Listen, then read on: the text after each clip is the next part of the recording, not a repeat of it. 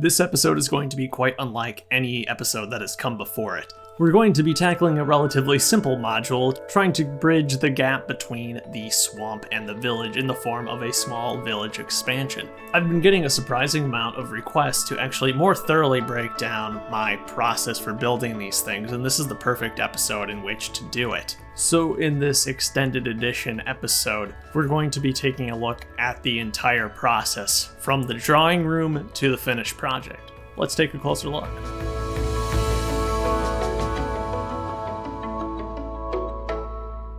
As the Minecraft display has become larger and larger, the gaps in between all of the different biomes have become a little bit more apparent, and I'd like to start filling some of those in. And like I mentioned, today's project is going to be that space between the village and the swamp.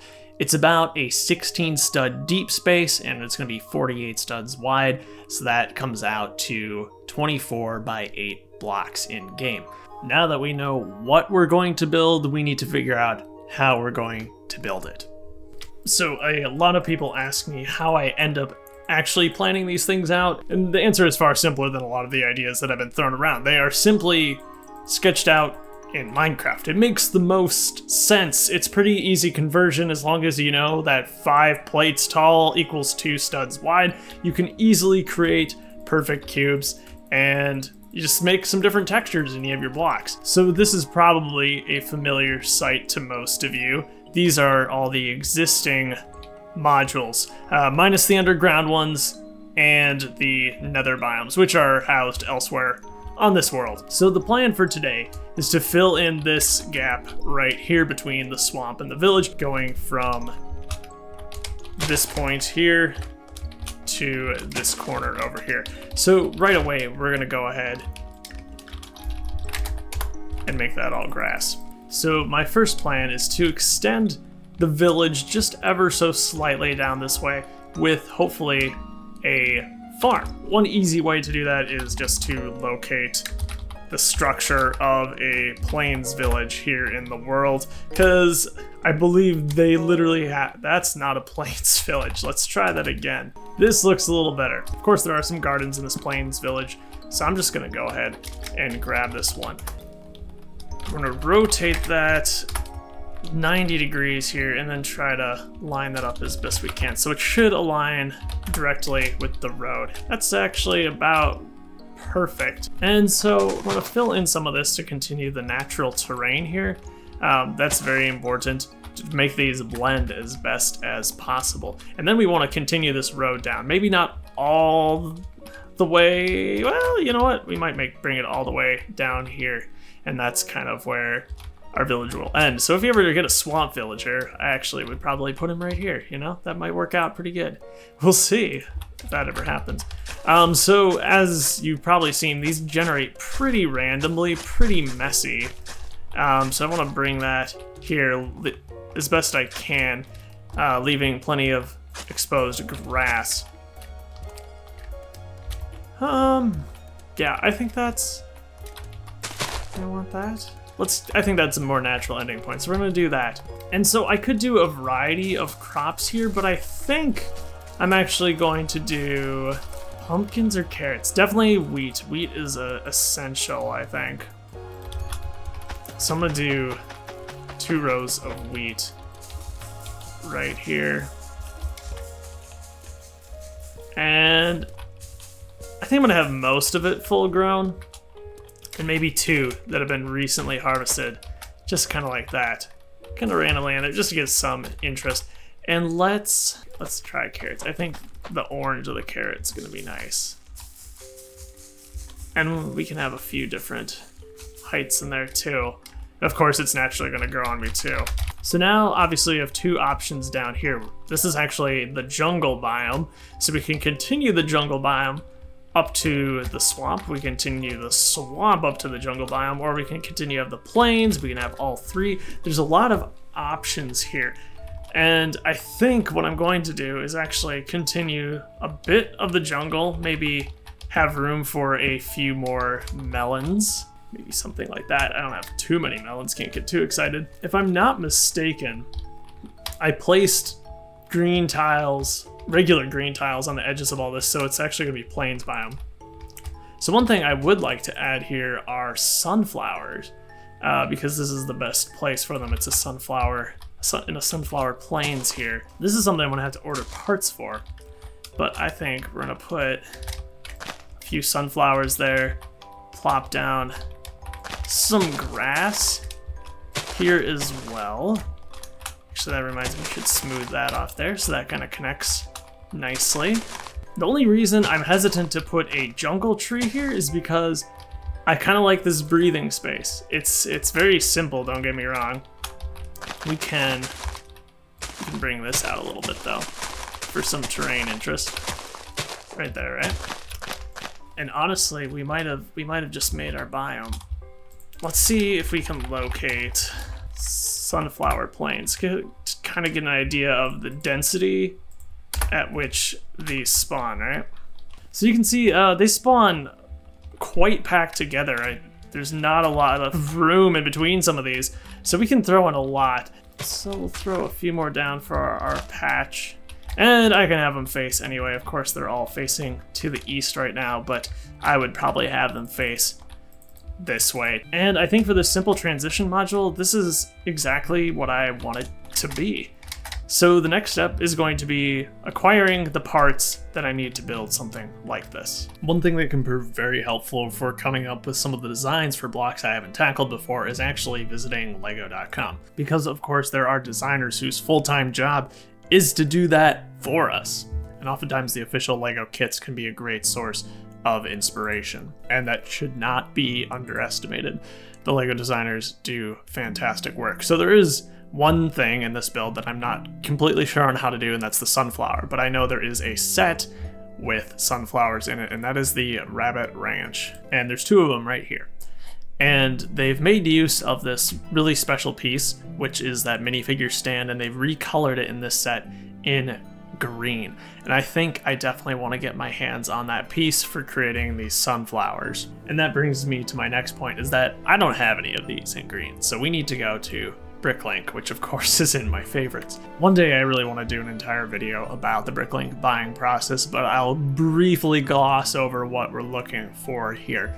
So I don't know the name entirely of this piece, but Bricklink search is pretty handy. So as long as you know at least something about the item, for instance, it has a one long bar on it, we can probably find it pretty fast. Otherwise, if I didn't know that, I could look up Rabbit Ranch and break down the inventory of that individual set, and we can find it right here. So what I want to do with this item and any other items that I think I'll need for this build is to add it to a wanted list. So I'll create a new wanted list here.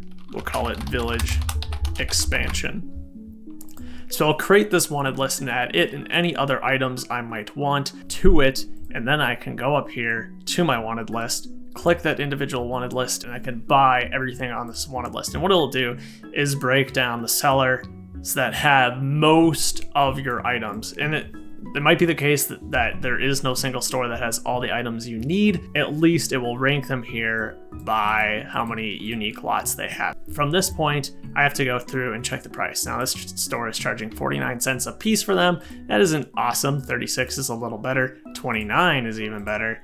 And we can filter out through which store is cheapest. And this becomes a lot easier if you have more items. There won't be nearly as many stores in this list. I've also filtered it by USA only, so I don't have to pay international shipping for this relatively small order. So I ended up going with this store, Ek Emporium, who I've shopped at before, and they do great, they get things out fast, and there was a number of other things I saw at the store that I was interested in. For instance, I bought the parts to create more Minecraft turtles, and then 2 Harry Potter minifigures that I'm dismissing, as well as some parts for my wife, who's needing a lot of 1x1 green pieces. While we wait for these to arrive, we might as well start building. And I've gone ahead and made the base like I usually do. That's 48 studs across, 16 deep. So here in the front, I've actually made it all brown colored dirt, simply only because I need that for the thumbnail. In reality, this is going to be surrounded on all sides by other modules, so it really doesn't matter what color it is. So the back here is just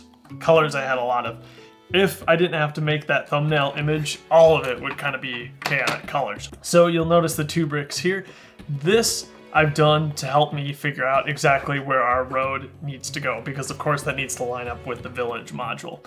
And this is just all support for what we will put on top eventually. But because the road is such an integral part of this module, we need to figure that out right away. And so that's why I have it marked here.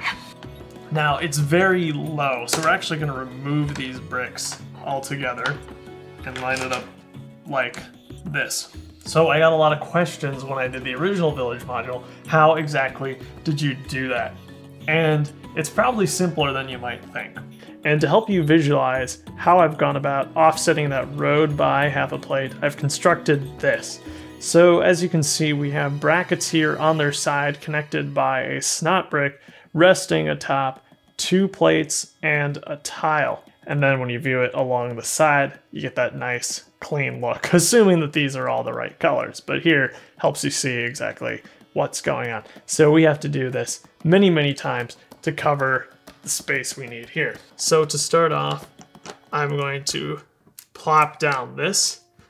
This will not only connect the halves of the modules, but also give us a resting place for our brackets so we can actually press things down without having the thing capsize on us. In reality, you could raise up everything an extra plate and you wouldn't have to do as many crazy techniques as I'm going to do here. But my goal is to cover all of this area in brackets. So I've made this sub-assembly here, which just gives us lots of bracket area on the top. And of course, the bracket on the edge is brown, so you'll see just brown as it rests on the side there. Underneath everything, the colors really don't matter, so we can go as crazy as we want. This side will be a bit trickier because we're going to use both types of brackets, build out from there. And so the height of a bracket, of course, is 5 plates, so I just need to add a row of bricks along here so we can actually connect that. Something like this. And I'm also trying as best I can to follow the path layout that I made in the actual game itself.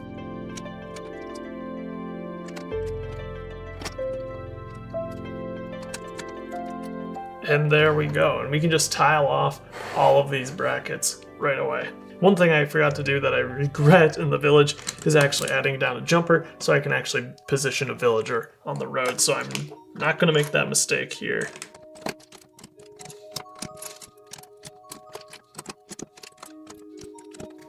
And there's our road. In reality, that road is easily the hardest part of the build. And it's out of the way already. So the next thing we'll do is build up the terrain.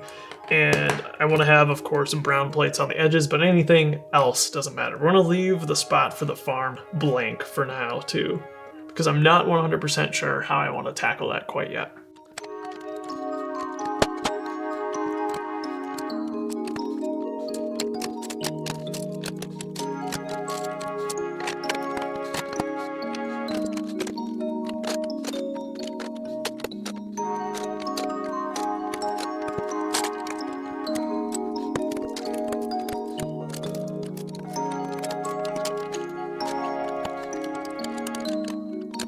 Next, I'm going to add another layer of a single brick and a plate underneath to finish off the block so we can eventually put underground modules underneath something like this.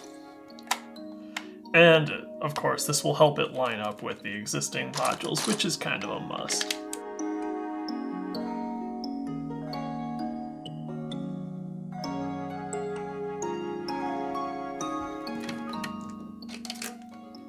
There we go. Now it should line up with the other modules, which will actually be really helpful for getting the biome transitions just right.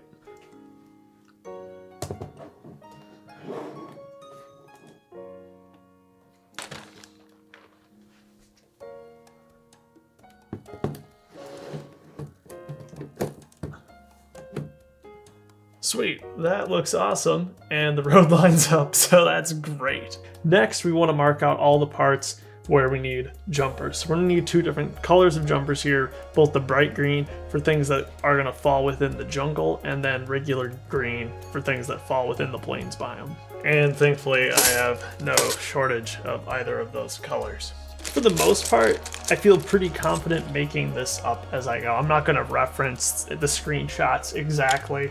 I have the other build to reference to get things feeling just right, where there isn't too much tall grass or too much open space, and so that the biome transitions also work well together. Because we only want the jungle jutting in here a little bit so we have room for our sunflower plains.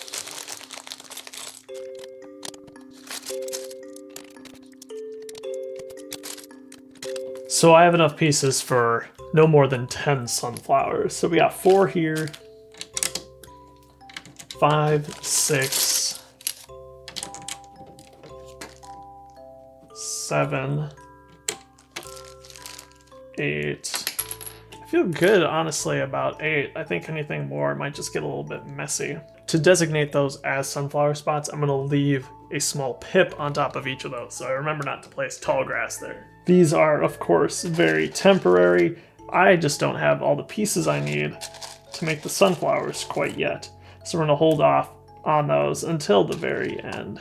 So those places are effectively reserved, so we can kind of have a better idea of how much tall grass we'll need in here.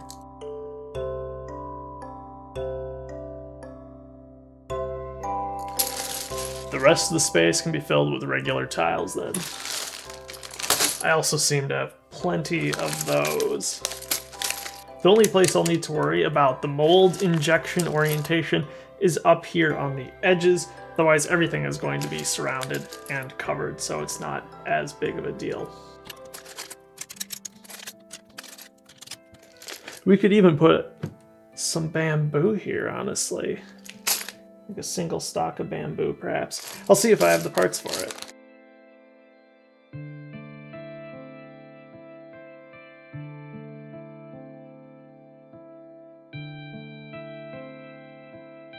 Beautiful. There's finally some breathing room in the display. I was delighted to find that I did indeed have just enough pieces for one small bamboo plant, so we'll put that right there. And the rest of these jumpers we're going to cover with tall grass.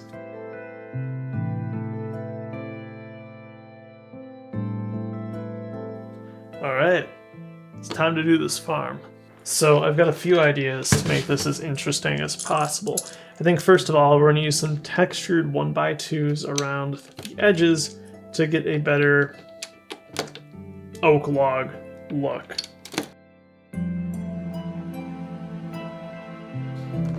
Alright, hopefully I have enough of these in brown.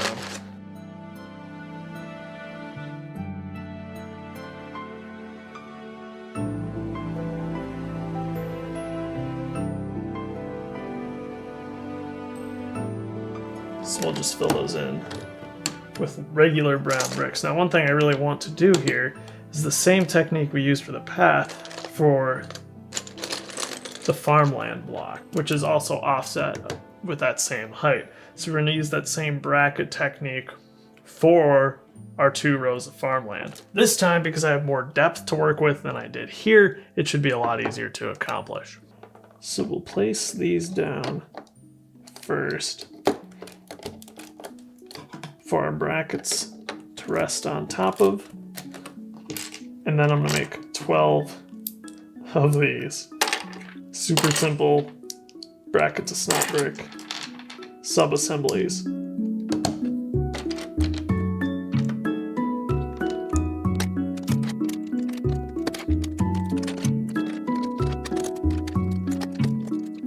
And there we go. Let's fill in the rest of the border here first.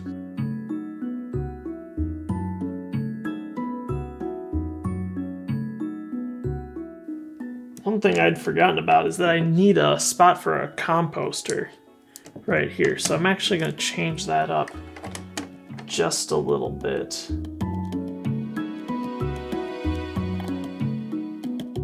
Because of course the composter is not going to be sat on the same offset, right? So I can put a 2x3 brick in that hole. That's close enough. So composter will sit right there. And let's go ahead and tile everything off.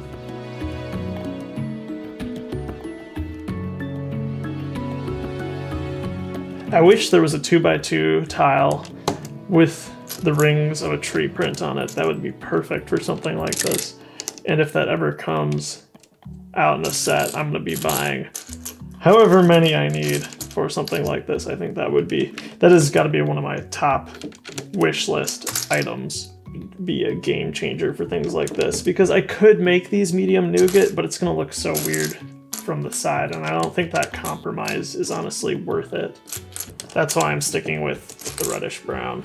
And by all means, if you think the medium nougat would look better, you are welcome to use that on your own builds. I'm not gonna judge. Looks like all of these are new too, which is really nice. They look super shiny. So there's quite a few different heights we have to worry about here, because we want the water, which I've made here, to be one full plate lower than the blocks around it, right? And then of course we have the farmland, which is going to be in between this very subtle difference.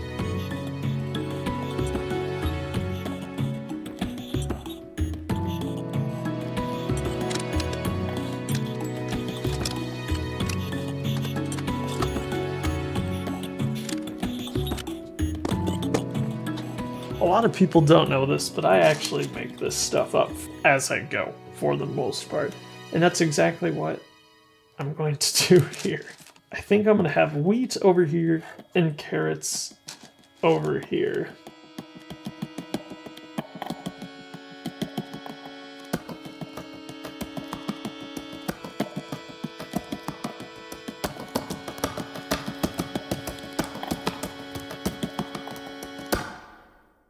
Alright, the module is almost complete. I got my Bricklink order in, so we can finally put in those promised sunflowers. The sunflowers I've made are almost identical to the ones that appear in the Rabbit Ranch set. I'm using a disc instead of a 2x2 modified tile, and then we have a trans orange pip there in the middle. I think the color works perfectly. I think I'm gonna have the sunflowers kind of off at an angle, like this. There we go. And there's a few figures I think we should put around in here. Of course, a farmer villager seems necessary. I've got a bunch of the straw hats, which is super nice. And I also want to introduce a baby villager, which is just one of the micro mobs from the earliest sets way back in 2013. I think this village has spawned close enough to a jungle that it feels appropriate to introduce a jungle villager as well. So he's gonna go here. I think another thing I should add are some passive mobs here in the field. Cows are, after all, indigenous to the plains biome. We got 3 cows, 2 adults, and a baby.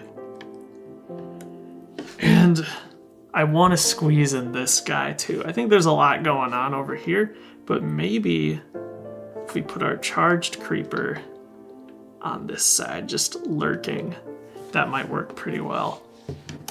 And hey, that's our module completed.